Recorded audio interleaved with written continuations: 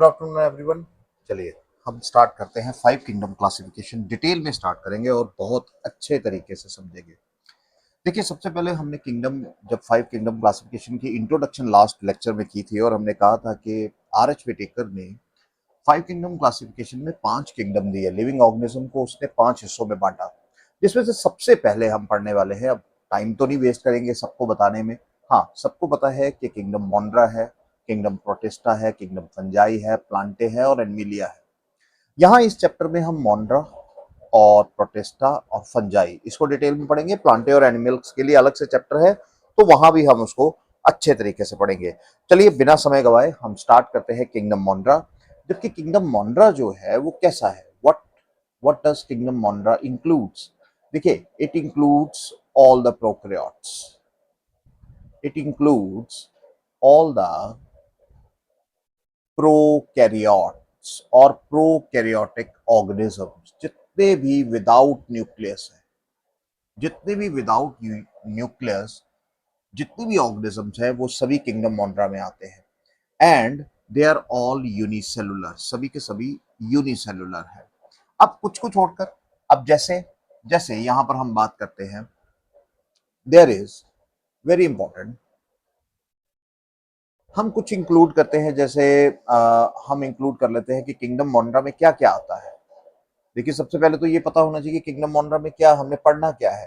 That is archaebacteria. ठीक है, बहुत ही प्रिमिटिव है, इसके बारे में भी थोड़ी बहुत जानकारी हम लेंगे। देन बैक्टीरिया को हम डिटेल में पढ़ेंगे, जिसकी आज हम शुरुआत भी करेंगे। उसके बाद हम माइकोप्लाज्मा के बारे में पढ़ेंगे, जिसे हम पीपीएलओ भी कहते हैं। चलिए इसे लिख लेते हैं, PPLOs, यानी what does it indicate? It indicates pleuro pneumonia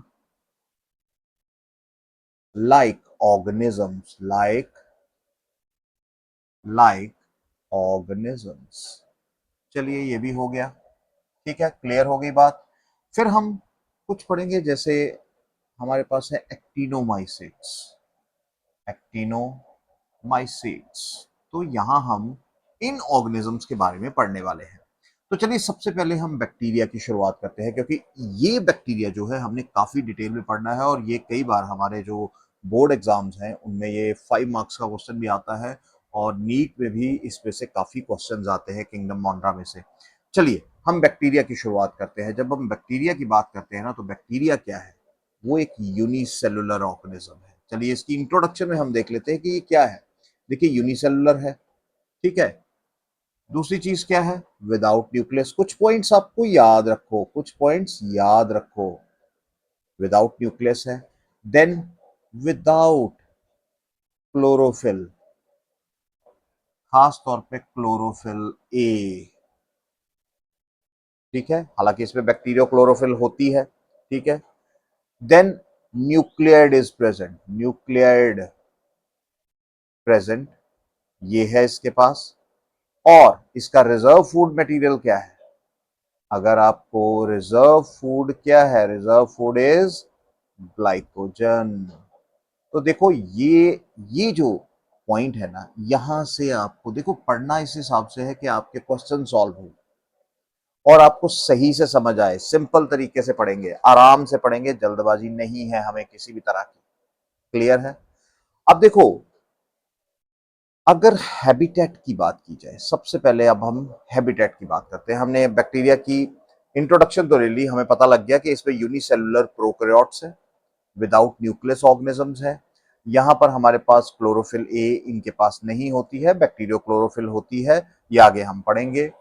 nucleoid present है, यानी अब न्यूक्लियोइड क्या है? Chromosome without any covering, understood, without any histone covering, naked DNA हम जिसे कहेंगे। एंड देन इसके पास एक्स्ट्रा क्रोमोसोमल डीएनए भी होता है, उसकी आगे जाकर बात करेंगे। और रिजर्व फूड क्या है? ग्लाइकोजन है। तो ये मोटा मोटा हमें ये पता तो लग ही गया है। क्लियर है हमारी बात? अब देखो, बैक्टीरिया की अगर हम हैबिटेट देखें तो हैबिटेट क्या है? It is present everywhere, present everywhere. और उसके लिए हम एक टर्म लिखते हैं, it is ubiquitous in nature. Ubiquitous in nature means इसका मतलब क्या है? Present everywhere, present everywhere.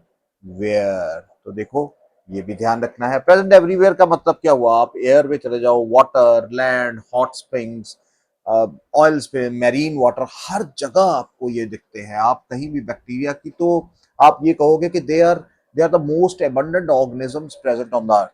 ये भी याद रखिएगा, most abundant organisms present on the earth. तो इसीलिए ये हर जगह प्रेजेंट है, तो ये ध्यान रखना है आपने। अब जहां तक साइज की बात है, देखो एवरेज साइज तो जो मैं देख रहा हूं, एवरेज साइज 0.5 माइक्रोमीटर से 5 माइक्रोमीटर तक है। हालांकि इससे बड़े भी हैं, इससे बड़े भी हैं। 750 माइक्रोमीटर तक भी बैक्टीरिया पाया जाता है। मैरीन वाटर बैक्टीरिया है, उसका हम नाम लेने की जरूरत ही नहीं है और ना ही हमें उसको करना है। लेकिन जो यहाँ सबसे जो जो इम्पोर्टेंट बात है वो यहाँ देखिए, the smallest is PPLO. The smallest is PPLO, यानी pleuropneumonia like organism, mycoplasma genus. It is mycoplasma genus. तो ये ध्यान रखिए कि सबसे स्मॉलेस्ट कौन सा है? सबसे स्मॉलेस्ट बैक्टीरिया, और वो किस जीनस का है? That is mycoplasma, that is mycoplasma. तो ये ध्यान रखिएगा कि माइकोप्लाज्मा जो है, इसका साइज जो है दैट इज 0.1 से लेकर 0.15 माइक्रोमीटर तक हो सकता है। लेकिन हम इस 0.1 को ही मानेंगे क्योंकि एनसीईआरटी में इसको साफ साफ इस डायग्राम में दिया गया है। क्लियर है हमारी बात? अब ये याद रखिएगा कि माइकोप्लाज्मा आगे हम पढ़ेंगे, डोंट वरी, हमने इसको पढ़ना है। लेकिन एक इसका एमसीक्यू याद रख लीजिएगा, these are without cell wall, without cell wall. हालांकि बैक्टीरिया में सेल वॉल होती है, लेकिन इसे हम कहेंगे कि it is without cell wall. Clear है हमारी बात? तो माइकोप्लाज्मा जीनस जो है, हालांकि अगर हम इसका परफेक्ट, अगर सबसे छोटा अगर देखा जाए तो माइकोप्लाज्मा जेनिटेलियम है। माइकोप्लाज्मा जेनिटेलियम बैक्टीरिया जो है, that is the smallest bacteria with 0.1 micrometre in size. तो यहां हमें फिलहाल इसी को याद रखते हैं। वो चीज हम बिल्कुल बाहर नहीं, हाँ थोड़ा बहुत एनसीईआरटी से बाहर जाएंगे, लेकिन अब वो जेनिटेलियम स्पीशीज को याद करना कोई जरूरी नहीं है। तो माइकोप्लाज्मा जो जीनस है, सबसे छोटे होते हैं। हाँ, एक चीज और मैं आपको बताना चाहूंगा कि smallest bacteria with cell wall, सबसे छोटा जो बैक्टीरिया है that is smallest bacteria with cell wall, जिसके पास सेल वॉल होती है, तो वो सबसे छोटा है। The name of the bacteria is, चलिए नाम लिख लेते हैं उसका, कि name of the bacteria is, let us write down here, Dialister pneumosintes. तो ये नाम याद रख लीजिएगा, अगर कहीं पूछा जा सके तो इसका साइज क्या है? It is 0.15 micrometer. क्लियर है बात? क्लियर हो गई? क्लियर हो गई बात? तो देखो ये साइज के बारे में जो हमें, जितना भी हमें ज्ञान चाहिए, जितनी भी हमें नॉलेज चाहिए, वो यहाँ हमारे लिए बहुत है, एनफ है, जो हमें नीट एग्जाम को क्वालिफाई करवा सकती है।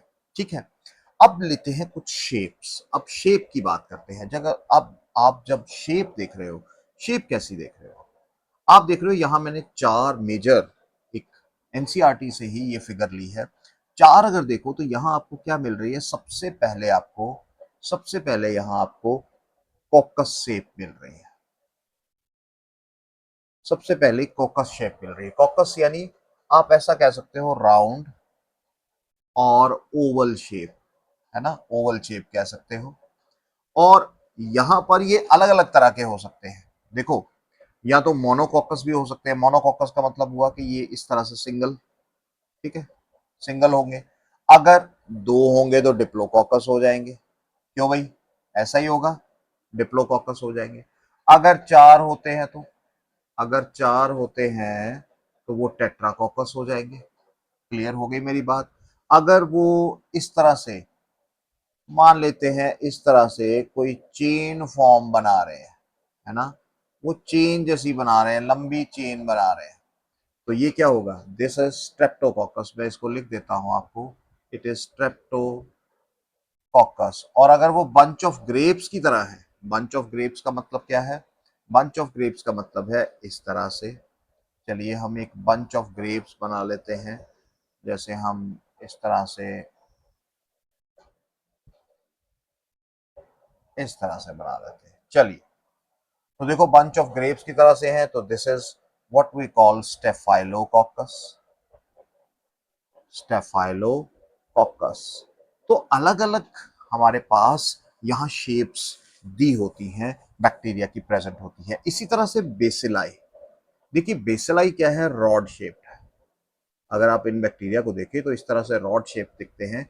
तो ये भी सिंगल फॉर्म में भी होते हैं, ये आपको चेन फॉर्म में भी मिलते हैं, जिनको हम स्ट्रेप्टोबेसिलस कहेंगे। जैसे यहाँ स्ट्रेप्टो चेन फॉर्म है, तो स्ट्रेप्टो मतलब स्ट्रेप्टोबेसिलस है। क्लियर। मैं यहाँ एक हल्की सी डायग्राम है ऐसे बना देता हूँ, मान लो ये इस तरह से चेन फॉर्म में है, ये चेन फॉर्म में है, देखिए ध्यान से, ये चेन फॉर्म में है, रॉड शेप बैक्टीरिया है। तो ये स्ट्रेप्टो हो गया, है ना, ये स्ट्रेप्टोबेसिलस हो गया। तो यहाँ आपको वो देखने की जरूरत नहीं है, सिर्फ नाम एक बार आपको याद हो कि स्ट्रेप्टो चेन है। बात समझ गए। अब उसके बाद वो भी है, जैसे आप देखते हैं कि there is the bacteria are present in the form of some some stacks, इस तरह से। ये देखो बैक्टीरिया एक के ऊपर एक बिल्कुल ऐसे स्टैक्ड फॉर्म में है, present one above the other, present one above the other. अब ये क्या है, वन अबव द अदर की जब हम बात करते हैं, तो this is what we called as, ध्यान रखिएगा, पैलिसेड। पैलिसेड फॉर्म होती है ये। तो हालांकि यहाँ इतना नहीं होता है, इतनी चीजें नहीं पूछी जाती है, पर फिर भी मैंने कहा ना कि पढ़ते वक्त हमें कोई कसर नहीं छोड़नी है। सो इसी तरह से बेसिलाई रॉड शेप आ गया। अगर आप स्पाइरलम की बात करें, स्पाइरला, तो यहाँ देखो ये किस तरह से स्पाइरल सा है, आपको साफ साफ दिखाई दे रहा है। इस तरह से इसकी डायग्राम बनाई गई है और साथ में फ्लैजिला भी है। क्लियर है, ठीक है। तो ये टफ्ट ऑफ फ्लैजिला है दोनों साइड। इसी तरह से यहाँ आपको कॉमा शेप्ड बैक्टीरिया दिखाई दे रहे हैं, which are known as vibrio, comma shape, ठीक है। तो यहाँ देखिए शेप जो है आपको मेजरली ये चार तरह की शेप्स ही दिखाई देंगी।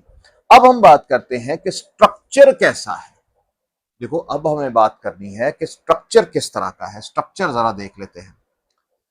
देखो आई होप आपको ये डायग्राम से समझ आ गया होगा। अब देखो जब स्ट्रक्चर की बात करते हैं ना, तो स्ट्रक्चर देखो किस तरह से है।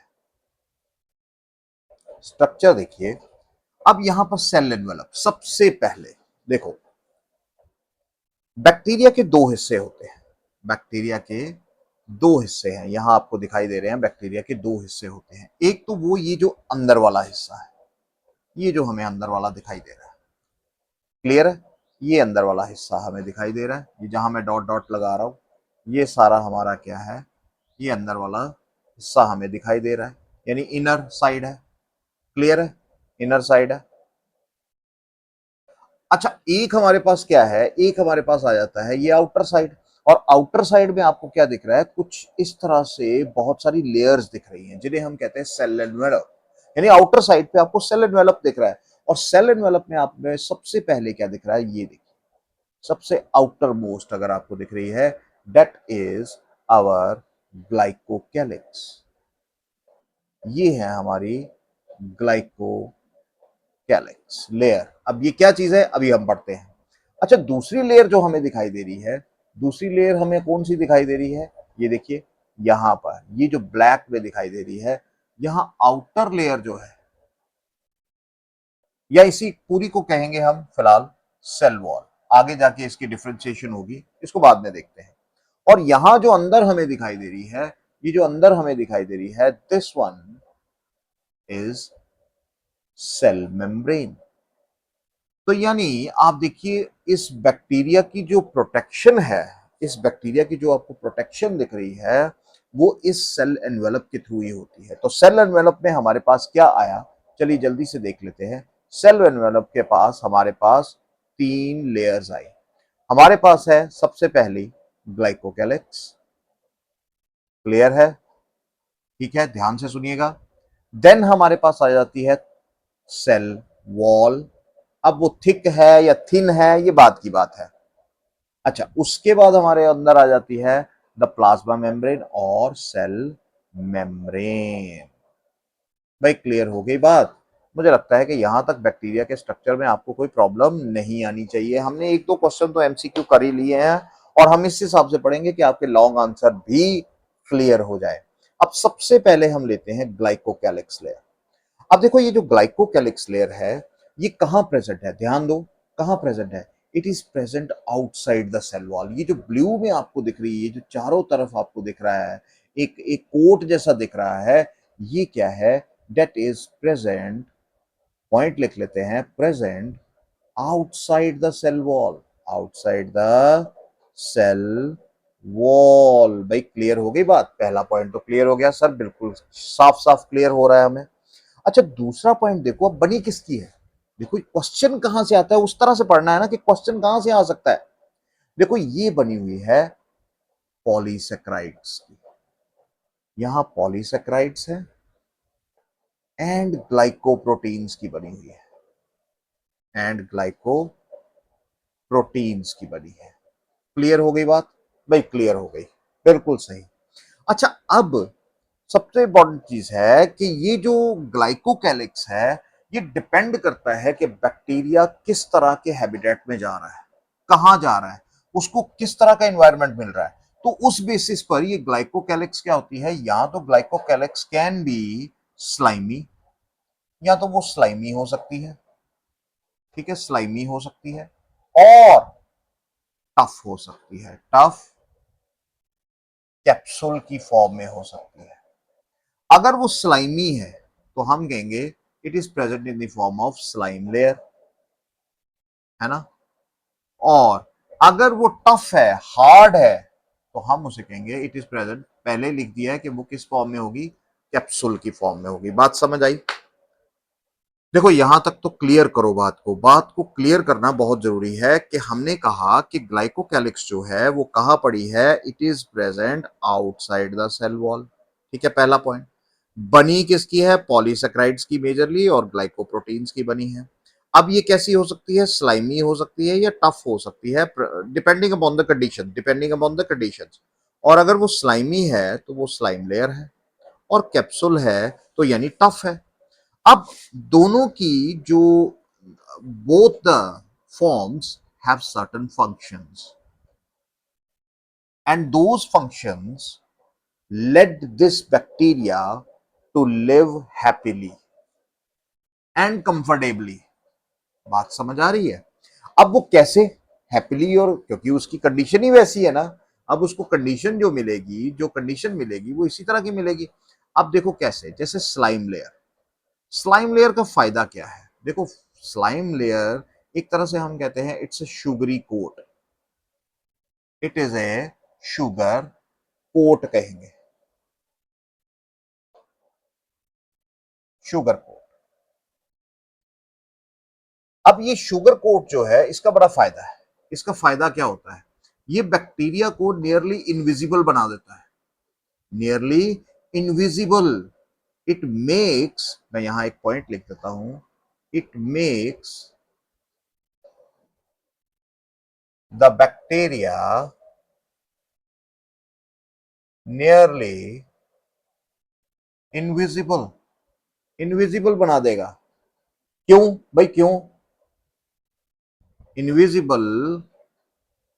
To the immune system. देखो बात कितनी सही है, कितनी शानदार बात है, कितना सही एक मैकेनिज्म है कि ये कोट जो है ये से क्या बना रहा है, ये से एक तरह से वो क्या बना रहा है, इसको इनविजिबल बना रहा है ताकि क्या हो, इम्यून सिस्टम धोखे में रहे और ये अपना काम कर जाए। काम क्या करना है, काम क्या करना है इसने? भाई attachment with the host, attachment with the host. अब यहां से क्या होगी, अटैचमेंट अगर होगा, होस्ट के साथ अटैचमेंट होगी, तो प्रोटेक्शन फ्रॉम, इसकी प्रोटेक्शन कहां से होगी? प्रोटेक्शन फ्रॉम टॉक्सिन्स, है ना, टॉक्सिन से प्रोटेक्शन होगी। दूसरी चीज क्या है, यहां पर क्या बनेगी? Formation of biofilms, formation of biofilms. अब ऐसा क्यों भाई, ऐसा क्यों? क्योंकि ये जो बायोफिल्म्स होती है, बायोफिल्म्स का मतलब क्या है कि बहुत सारे बैक्टीरिया जो है, बहुत सारे बैक्टीरिया जो है वो इकट्ठे हो जाते हैं and they form A protective slimy layer. पूरे बहुत सारे बैक्टीरिया जो है अपने चारों तरफ इकट्ठे हो जाते हैं और अपने चारों तरफ एक बायोफिल्म जैसी बनाते हैं। यानी क्या बना रहे हैं वो? एक protective layer of slime, protective layer of slime बना रहे हैं। और इससे क्या हो रहा है? इससे क्या हो रहा है? रेजिस्टेंस, रेजिस्टेंट टू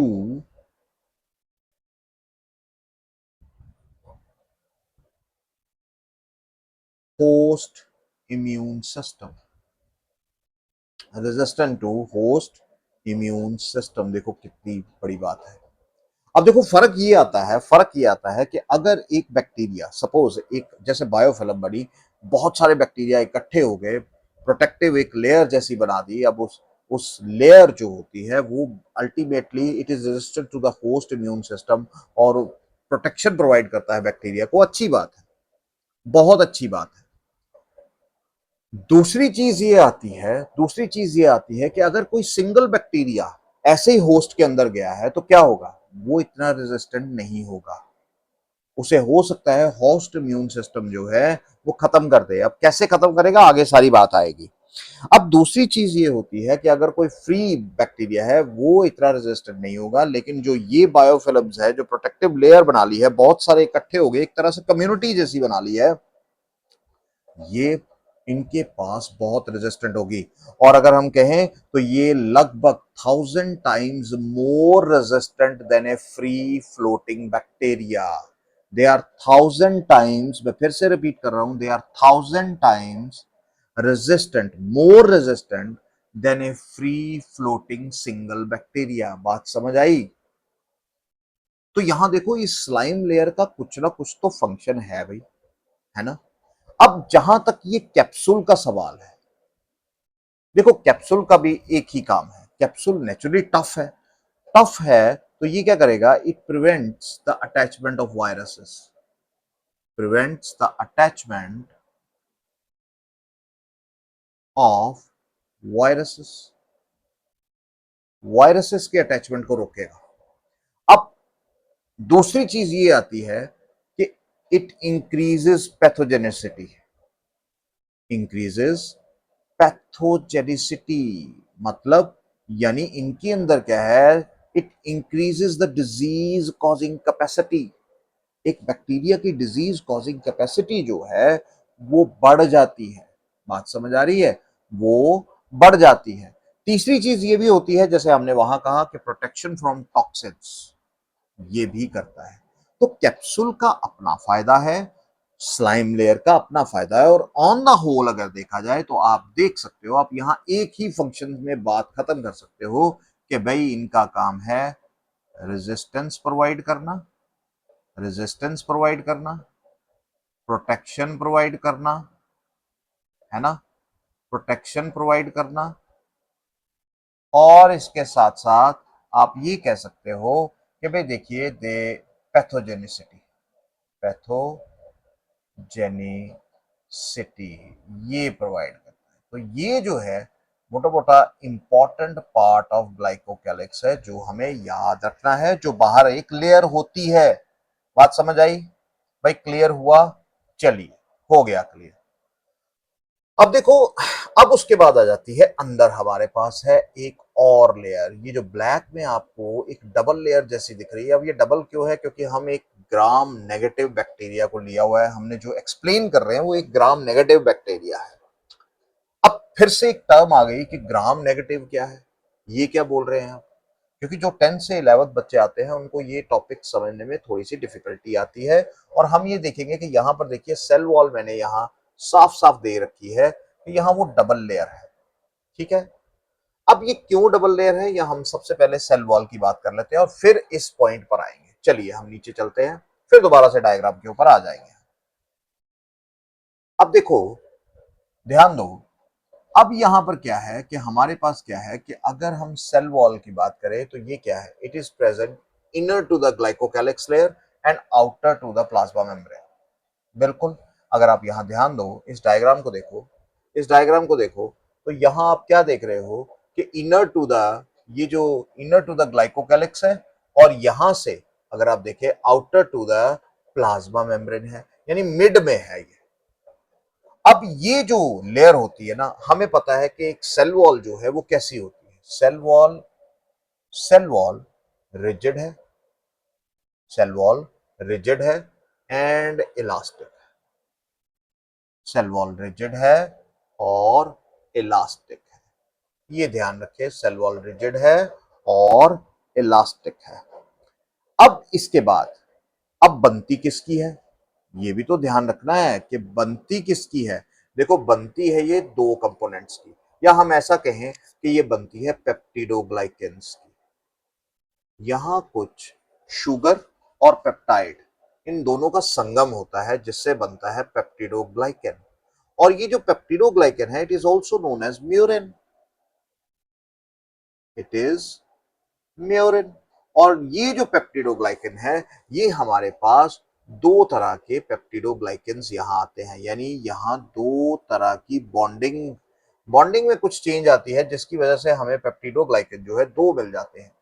एक है हमारे पास NAM और एक है हमारे पास NAG, नैग एंड नैम। और ये दोनों कनेक्टेड होते हैं कुछ अनयूजुअल अमाइनो एसिड्स से। दोनों कनेक्टेड है कुछ अनयूजुअल अमाइनो एसिड्स इनके बीच में, यानी ये जो कनेक्शन यहां बनता है, ये जो यहां कनेक्शन बनेगा इन दोनों के बीच में, यहां पर क्या होंगे, कुछ अमाइनो एसिड्स होंगे, कुछ अमाइनो एसिड्स होंगे। बात समझ आई, दोनों की कनेक्टिविटी इसी से बनेगी। अब ये नैम क्या चीज है, ये नैम क्या है, देखिए नैम इज एन एसिटाइल, ये बड़ी बार क्वेश्चन आता है, N acetyl muramic acid, muramic acid and this NAG is N acetyl, आसान है, कोई ज्यादा वो मुश्किल नहीं है, एन एसिटाइल ग्लूकोसामीन, ग्लूकोसामीन। तो हमारे पास ये मोटा मोटा हमें ये पता लग गया कि देखिए कि पेप्टिडोग्लाइकेन की बनी हुई है जिसे हम म्यूरिन भी कहते हैं, और दो तरह के पेप्टिडोग्लाइकेन्स आर प्रेजेंट हियर।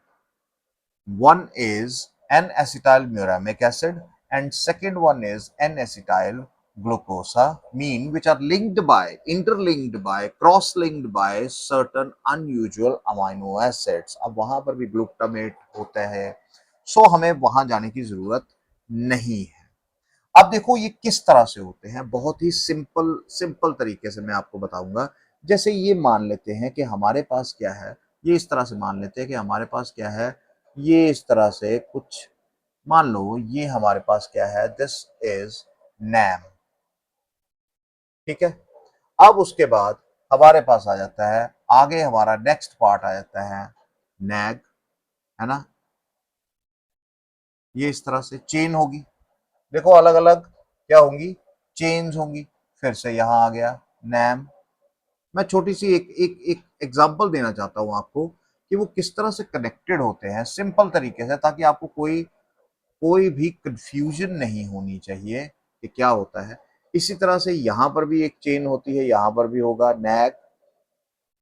ठीक है, ये देखिए, हेयर इज नैग, अगेन यहां पर एन एसिटाइल ग्लूकोसामीन है, नैग। और फिर हम ले लेते हैं यहां पर नैम, यहां पर ले लेते हैं NAM N acetyl muramic acid. देखो इस तरह की चेन्स है पेप्टिडोग्लाइकेन्स की। अब हमने कहा they are linked by, link किससे है, देखो अब लिंकिंग इसकी हो रही है यहां पर इस तरह से।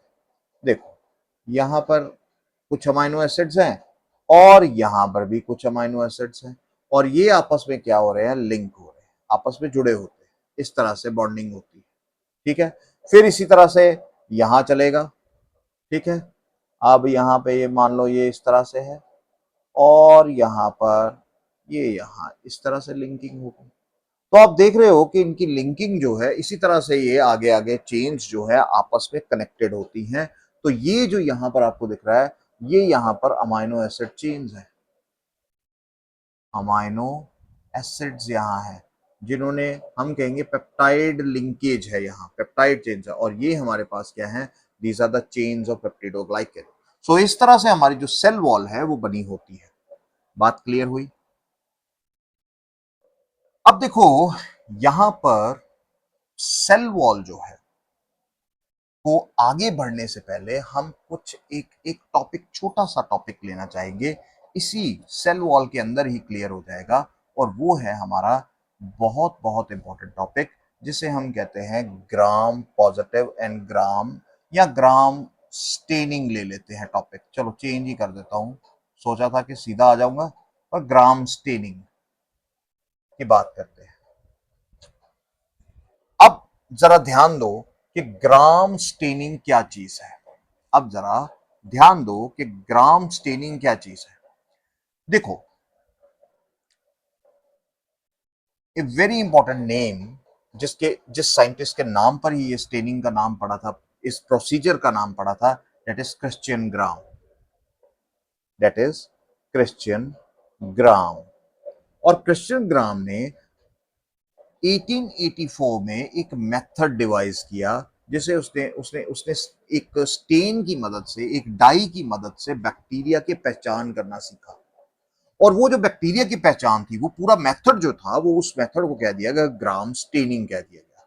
और इस स्टेनिंग मेथड से जब उसने ये स्टेनिंग की, तो उसने देखा कि हमें दो तरह के बैक्टीरिया मिल रहे हैं उस स्टेनिंग के हिसाब से।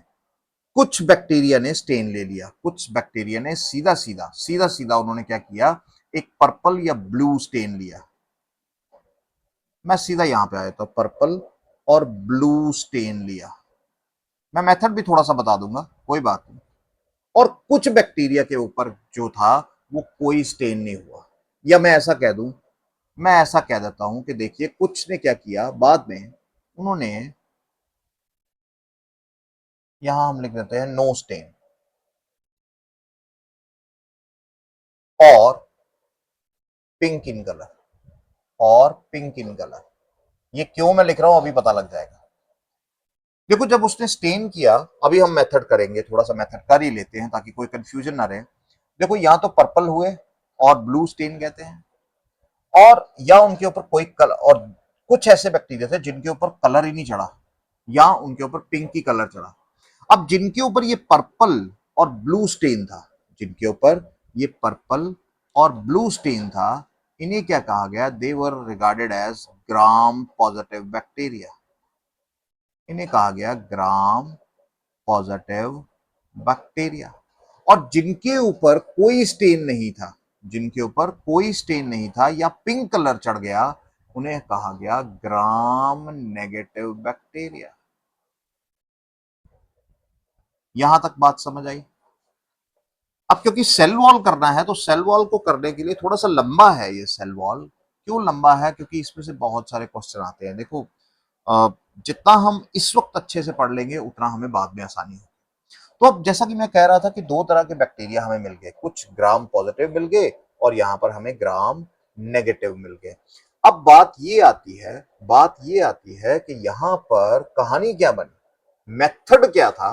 चलिए मेथड भी ले लेते हैं, थोड़ा सा मेथड पढ़ लेते हैं, क्योंकि जितना पढ़ेंगे, जितना अच्छे तरीके से पढ़ेंगे, उतनी हमें आसानी होगी। चलिए, मेथड ऑफ स्टेनिंग क्या था, एक छोटा सा मेथड है जो मैं आपको बताना चाहता हूं।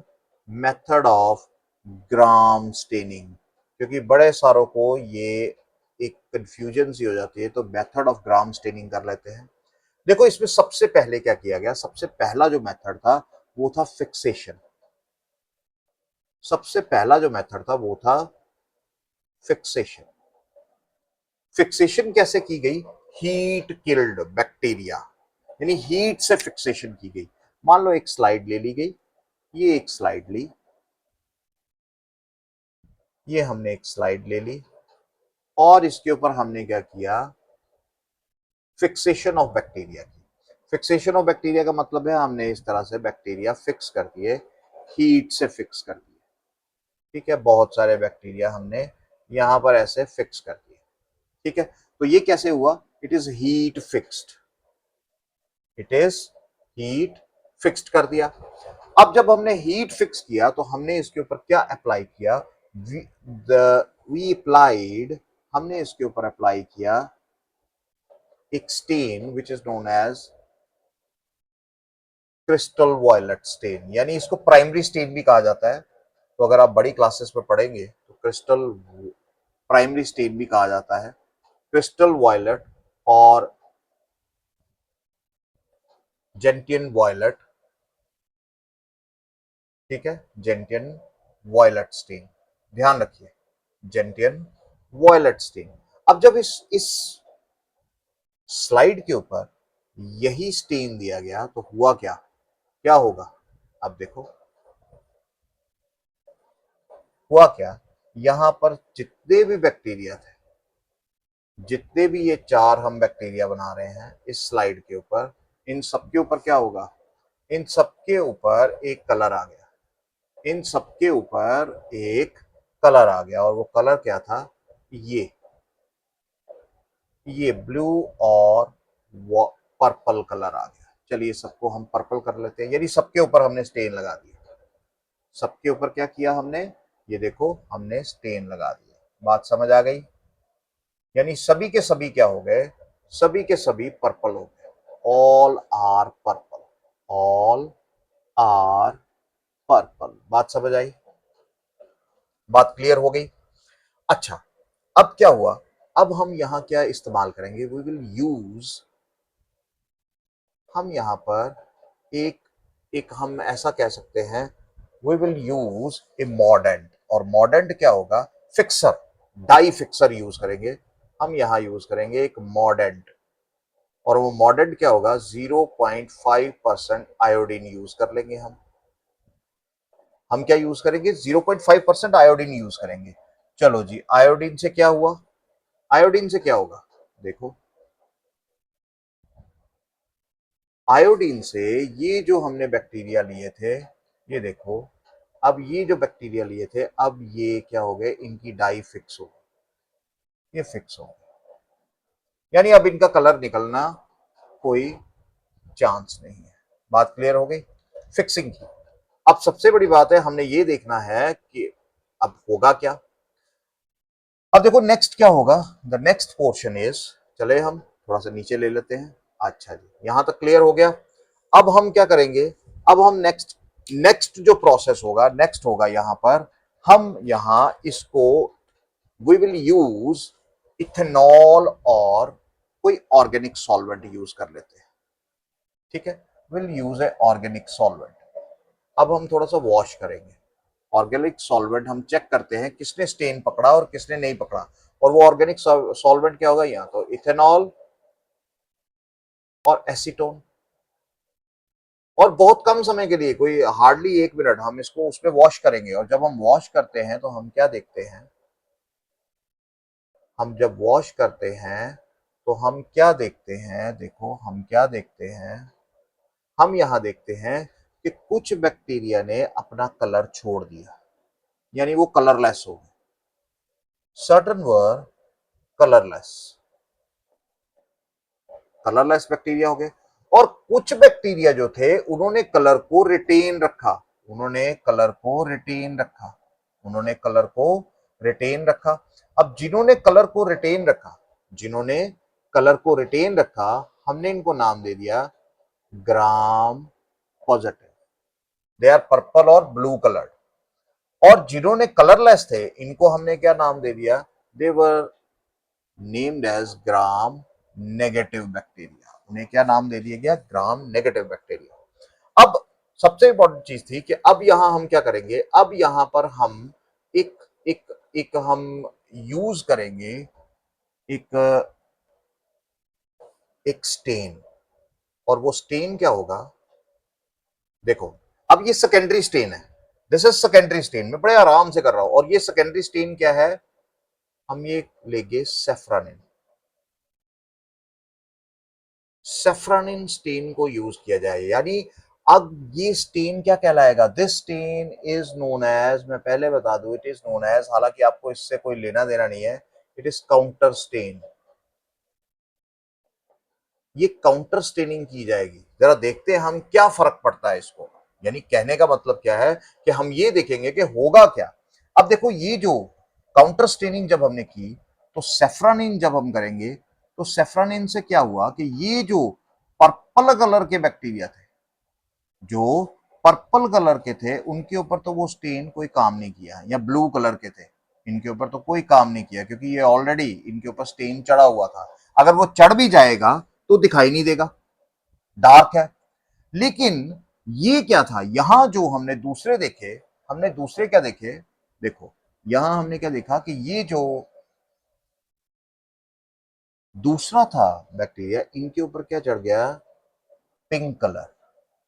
ये इनके ऊपर सेफ्रानिन थोड़ा सा पिंकिश कलर होता है, ऑरेंज पिंकिश कलर होता है, तो ये क्या हुआ, सेफ्रानिन जो है उसका कलर जो है पूरा जैसे गुलाबी जैसा कलर जो है, वो इस बैक्टीरिया के ऊपर, कलरलेस बैक्टीरिया के ऊपर चढ़ गया। और हम आसानी से ये कर सकते हैं, आसानी से अब क्या है, डिफ्रेंशिएट कर सकते हैं कि ये जो पर्पल कलर्ड बैक्टीरिया है, ये जो पर्पल कलर्ड बैक्टीरिया है, ये क्या है, they are Gram positive, they are Gram positive.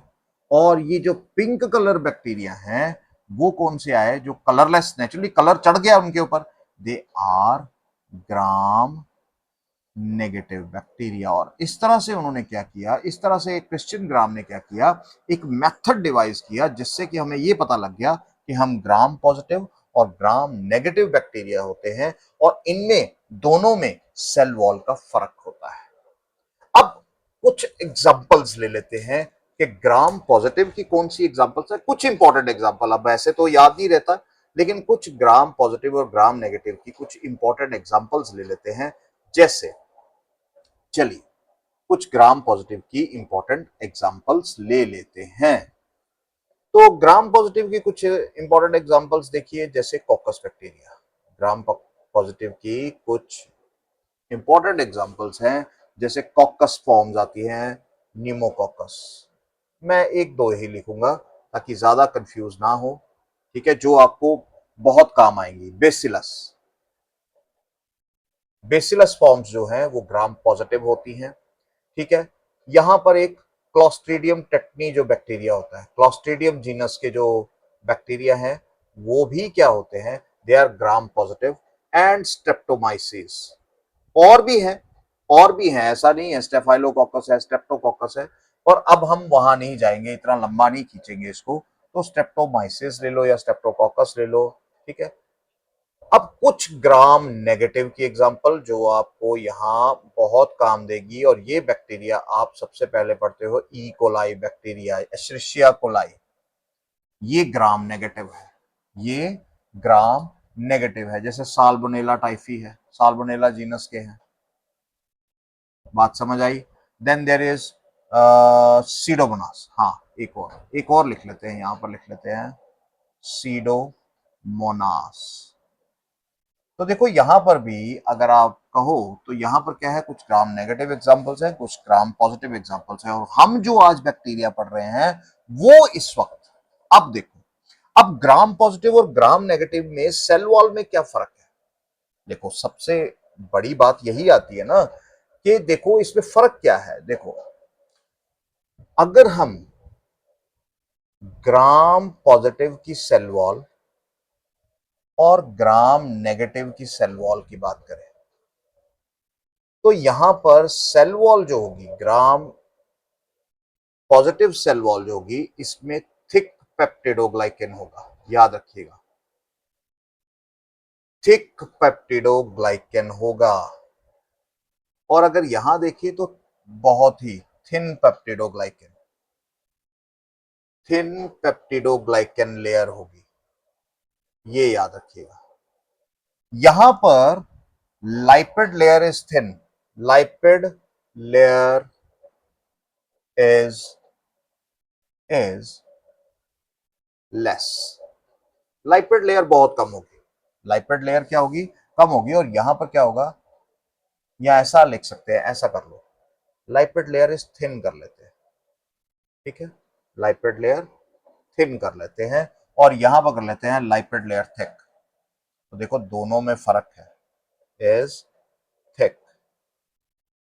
दूसरी चीज यहां क्या आती है कि अगर हम ग्राम पॉजिटिव की बात करें तो जब थिक पेप्टिडोग्लाइकन है और जो पेप्टिडोग्लाइकन और इनर सेल मेम्ब्रेन है उसके बीच में स्पेस है, space between peptidoglycan, peptidoglycan layer and cell membrane, plasma membrane या प्लाज्मा मेम्ब्रेन। देखो ये पॉइंट्स यही है, यही पढ़ाई है, ये ध्यान रखो। Space between peptidoglycan layer and cell और प्लाज्मा मेम्ब्रेन, वो क्या है, दैट इज नोन एज, यहां पर हम लिखेंगे पेरीप्लाज्मिक स्पेस कहा जाता है उसे, पेरीप्लाज्मिक स्पेस कहा जाता है। और यहां पर अगर आप इस साइड देखिए, पेरीप्लाज्मिक स्पेस तो इधर भी है, लेकिन अब ध्यान रखो कि यहां पर क्या है, सेल वॉल जो है, cell wall is double layered है, वहां सिंगल ही है, वहां बस यही है, स्पेस आ गई, पेप्टिडोग्लाइकन लेयर है और सेल मेम्ब्रेन है। अभी हम इसको क्लियर करेंगे, ऐसे नहीं लिख लिख के करेंगे बस खत्म होगी बात, नहीं। सेल वॉल जो है is double layered, double layered है, यानी आउटर वॉल है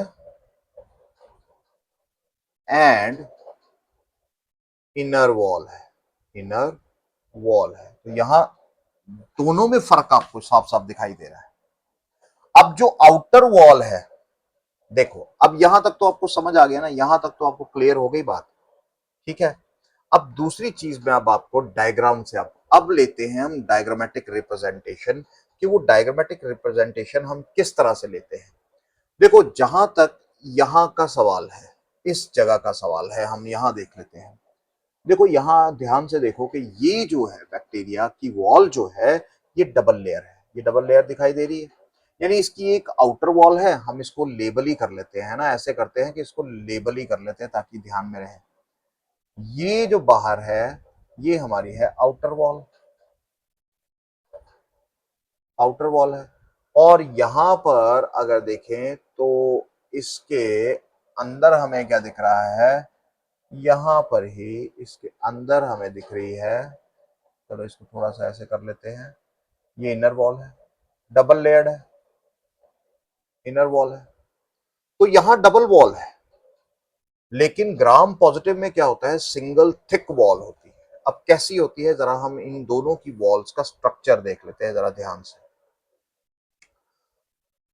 अब देखो अगर हम ग्राम पॉजिटिव की बात करें, ग्राम पॉजिटिव में क्या है, ये हमारे पास क्या आ गया, मैं एक सिंपल लेता हूं, सिंपल डायग्राम लूंगा। ये हमारे पास पेप्टिडोग्लाइकेन की चेन्स है, लेकिन पेप्टिडोग्लाइकेन की चेन्स काफी एरिया कवर करती है ना, काफी एरिया आपस में उनकी कनेक्टिविटी है। ये पेप्टिडोग्लाइकेन की चेन है, थिक है, थिक है, हाइपोथेटिकल डायग्राम है, मतलब बिल्कुल एक, मैं वो जो कहते हैं ना एक कॉपी पेस्ट नहीं है, ये थोड़ा सा दिमाग लगा रहा हूँ। और इसके बीच में क्या है, देयर इज बेसिकली, हम कह सकते हैं कनेक्शंस है ना, जैसे हमने कहा था कि उनके आपस में कनेक्टेड होती है, ये है ना, कनेक्टेड होती है, ये इस तरह से। ये हमारी पेप्टिडोग्लाइकन की लेयर है, हम यहां लिख देते हैं दिस इज पेप्टिडोग्लाइकन लेयर, ठीक है। अब उसके बाद क्या है कि यहां पर नीचे क्या है, देयर इज अ स्पेस।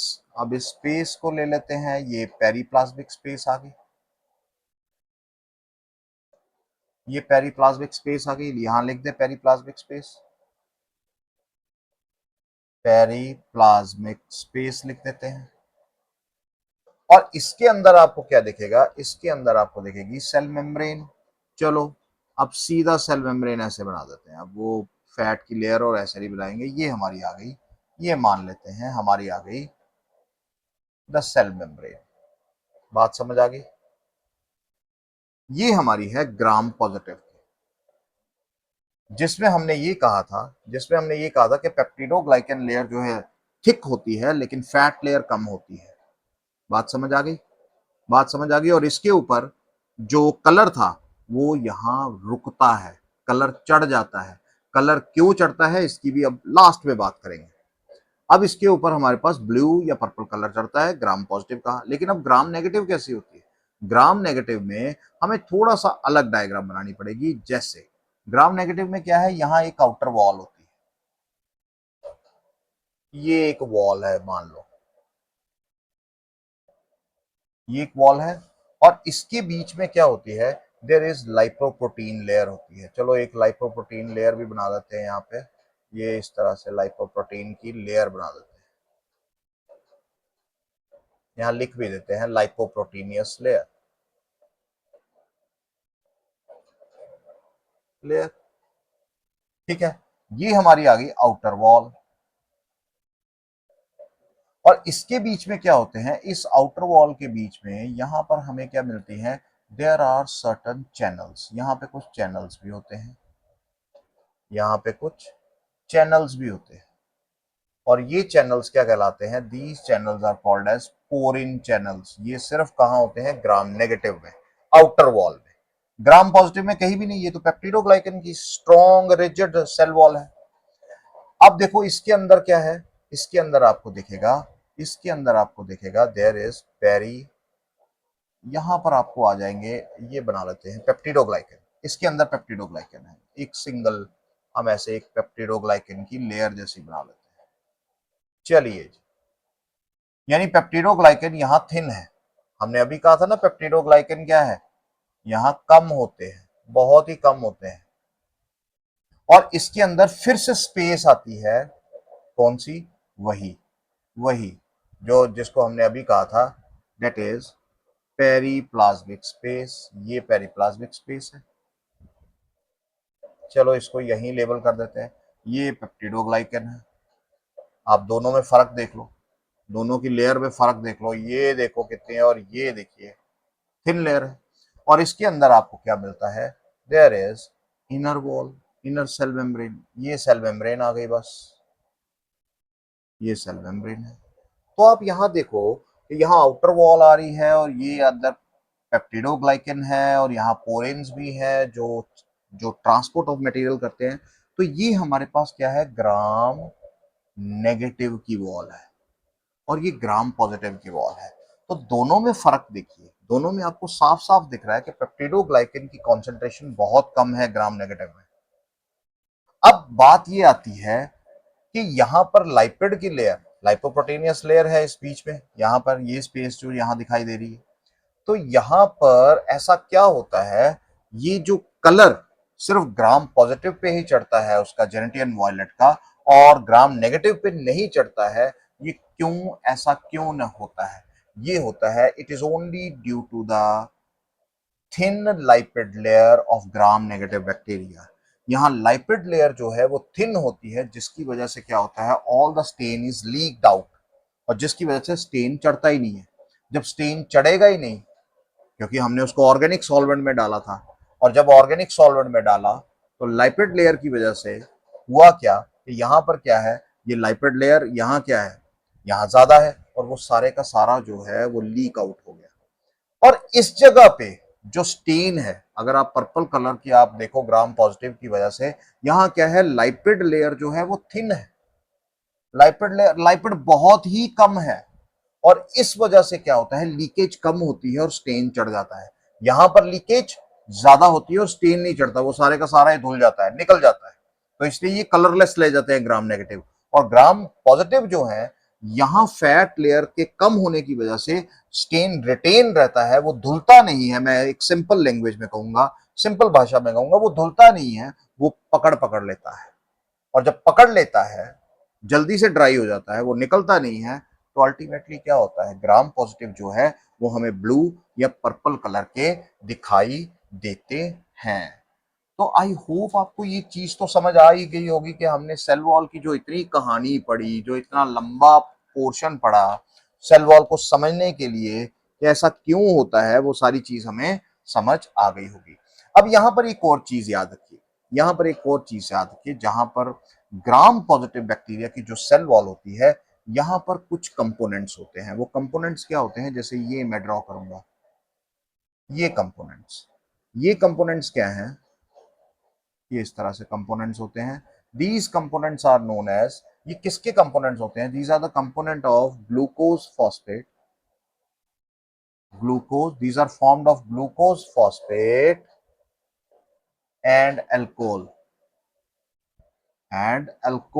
इनके कंपोनेंट्स बने होते हैं, जिन्हें हम क्या कहते हैं, these are known as teichoic acid. और ये क्या एक्ट करते हैं, these teichoic acid act as surface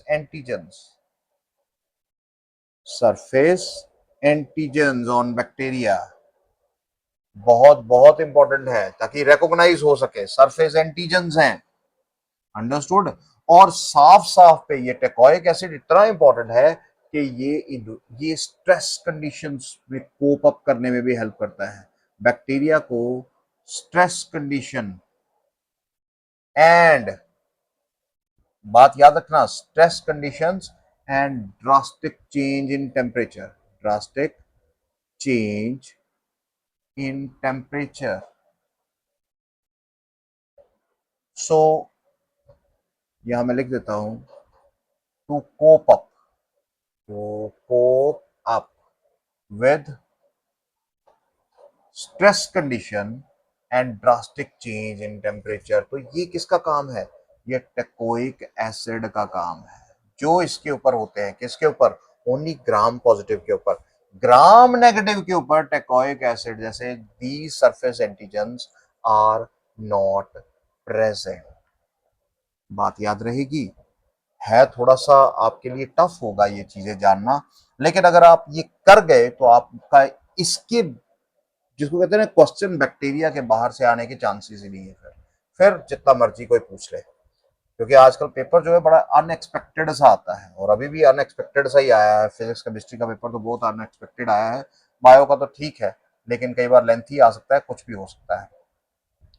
अब देखो, अब ये जो क्रॉस लिंकिंग है, अब डिजीज होती है, हमें बचना है, तो ये जो क्रॉस लिंकिंग यहाँ पेप्टिडोग्लाइकेंस की है, इसको भी तोड़ा जा सकता है। ये टूटती है, और कौन तोड़ता है, याद रखिएगा, याद रखिएगा, this cross linking can be can be dissolved can be dissolved by antibiotics. और वो कौन से एंटीबायोटिक्स, जैसे जैसे देखो, पेनिसिलिन, पेनिसिलिन, इससे भी, बात समझ आई, ये डिसॉल्व हो सकती है, टूट सकती है, और पेप्टिडोग्लाइकेन की जो ये क्रॉस लिंकिंग है वो डिसॉल्व हो जाएगी, जिससे कि बैक्टीरिया की डेथ भी हो सकती है। बैक्टीरिया डेथ, डेड बैक्टीरिया जिसे हम बोलते हैं, हम उसे, हम डिजीज को कंट्रोल करते हैं, तो इसीलिए हम एंटीबायोटिक्स का यूज करते हैं।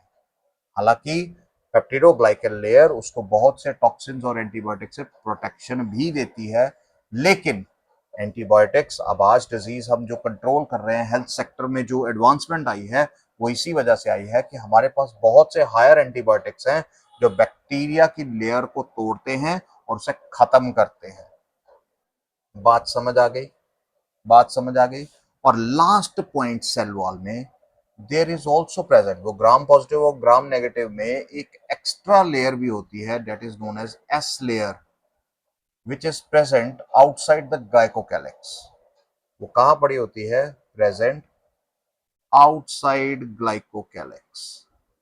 इसका भी काम क्या है, बैक्टीरिया को प्रोटेक्शन देना ही होता है। इसका भी काम क्या है, बैक्टीरिया को प्रोटेक्शन एंड रेजिस्टेंस देना है। बात याद रही, क्लियर है। देखो, ये चीजें आपने याद रखनी है। अब देखो, बैक्टीरिया जो है एनारोबिक रेस्पिरेशन ही करेगा और इम्पॉर्टेंट काम है इसका, पैरासिटिक इन नेचर है। हमने ये बैक्टीरिया की अगर देखा जाए तो सेल वॉल में से कोई भी चीज नहीं छोड़ी है कि सेल वॉल के क्या फंक्शंस हो सकते हैं। अब नेचुरली सेल वॉल के फंक्शंस भी हमने देखा, प्रोटेक्शन है, रेजिस्टेंस है टॉक्सिन्स के खिलाफ, और maintains the shape and size of bacteria भी सेल वॉल से ही होता है ना, इसी से होता है। तो लास्ट पार्ट हम कर लेते हैं इसका, that is the cell membrane, ताकि सेल एनवेलप हमारा पार्ट जो है वो पूरे का पूरा खत्म हो जाए। तो तीसरी जो चीज है सेल मेम्ब्रेन। अब बात आ गई सेल मेम्ब्रेन की। चलिए, अब सेल मेम्ब्रेन जो है हम ये जानते हैं, cell membrane is selectively permeable, thin है, ठीक है, हम लिख लेते हैं इलास्टिक है, और इसके साथ साथ क्या है, सिलेक्टिवली परमिएबल, सिलेक्टिवली परमिएबल है। बात ध्यान याद रहेगी, सेल मेम्ब्रेन तो बिल्कुल ऐसी है। कहां पड़ी है, it is present inner to the cell wall, present inner to cell wall. देखो पॉइंट्स लिखने जरूरी है। अब यहां पर क्या होता है कि नेचुरली अब ये बनी किसकी है हमें पता है, बनी किसकी है, फॉस्फोलाइपेड्स एंड प्रोटीन्स की, फॉस्फोलिपिड्स एंड प्रोटीन्स इनकी बनी है, और कुछ कुछ कुछ पॉलीसेक्राइड्स भी होते हैं इस पे। देखो ये कुछ पॉइंट्स है जो मैं सीधे सीधे पॉइंट्स ही लिखते जा रहा हूं ताकि आपको समझ आती जाए। अब नेचुरली जब हम सेल बायोलॉजी पढ़ेंगे तो ये फॉस्फोलाइपेड, प्रोटीन, बायोमोलिक्यूल्स का आएगा, बहुत सारी चीजें आएंगी। अब यहां पर क्या होता है कि कुछ जो होते हैं यहां पर, there are certain pentacyclic compounds present, there are certain pentacyclic compounds present, और उन्हें हम क्या कहते हैं, स्टीरॉल लाइक सब्सटेंसेस हम कहेंगे, sterol like substances known as, ये याद रखिएगा, ये बहुत बार पूछा जाता है, होपेनॉइड्स। कुछ स्टीरॉल लाइक कंपोनेंट्स होते हैं विच आर नोन एज होपेनॉइड्स, इसकी भी बात करेंगे हम आने वाले समय में। और इसके साथ साथ अब हमारे पास क्या है यहां पर, अब यहां पर हमने एक लास्ट पॉइंट कि सेल मेम्ब्रेन जो है वो ध्यान रखिए वो अंदर से मुड़ी होती है, having mesosome, there is a invagination of the cell membrane which is known as mesosome, याद रहेगा। तो अब ये जो सेल मेम्ब्रेन है इसका फंक्शन क्या है अभी हम देखते हैं, अभी पहले पॉइंट्स नोट कर लेते हैं। फंक्शन क्या है, site of various anabolic and catabolic pathways, various anabolic and catabolic pathways. बात समझ आई, बात समझ आई, यानी कंस्ट्रक्टिव एंड डिस्ट्रक्टिव पाथवेज, यानी चीजों को बनाना और तोड़ना, जैसे जैसे लाइक इलेक्ट्रॉन ट्रांसपोर्ट, है ना, इलेक्ट्रॉन ट्रांसपोर्ट इंपॉर्टेंट पॉइंट है, या फिर हम ऐसा कह सकते हैं लाइपिड सिंथेसिस। ये सारे काम जो है वो सारे काम, प्रोटीन सिंथेसिस, वो सारे, यहां पर हम कह सकते हैं इलेक्ट्रॉन कैरियर्स भी, है ना, कैरियर एक्सेट्रा। तो सारे जो फंक्शंस हैं वो इसी सेल मेम्ब्रेन में होते हैं। अब ध्यान से हम देख लेते हैं कि हमने क्या पढ़ा। देखो यहां पर आपको दिखाई दे रही है ये सेल मेम्ब्रेन, ये जो यहाँ सेल मेम्ब्रेन दिखाई दे रही है, चलिए इसे लेबल कर लें, लेबल किया भी हुआ है, सेल मेम्ब्रेन यहां पर दिखाई दे रही है, और यहां पर हमें एक इनफोल्डिंग दिखाई दे रही है, और ये जो इनफोल्डिंग है, ये इनफोल्डिंग क्या कहलाती है, this is known as mesosome, ये मीसोसोम है। सेल डिवीजन में इसका बहुत बड़ा रोल होता है, और न्यूक्लियाइड डिवीजन में भी इसका रोल होता है, आगे हम पढ़ेंगे जब हम साइटोप्लाज्मिक इवेंट्स पे आएंगे। तो आई होप आपको ये समझ आया होगा और हमने बहुत बहुत डिटेल में इसको बहुत अच्छे से पढ़ा है, सारी एनसीईआरटी कवर की और कुछ एक्स्ट्रा पार्ट जो हमने यहाँ पे किया है ग्राम स्टेनिंग के बारे में वो, और कुछ लेयर्स के बारे में क्या क्या होता है वो सारी चीज़ें हमने पढ़ी, कैसे लेयर्स खत्म हो सकती है, सेल मेम्ब्रेन क्या खत्म हो सकता है। अब यहाँ से अगर क्वेश्चन कहीं आता है तो आई होप, मुझे लगता है कि आप उसे आसानी से कर सकते हैं। So I hope you like the lecture, so do share, subscribe. Thank you very much.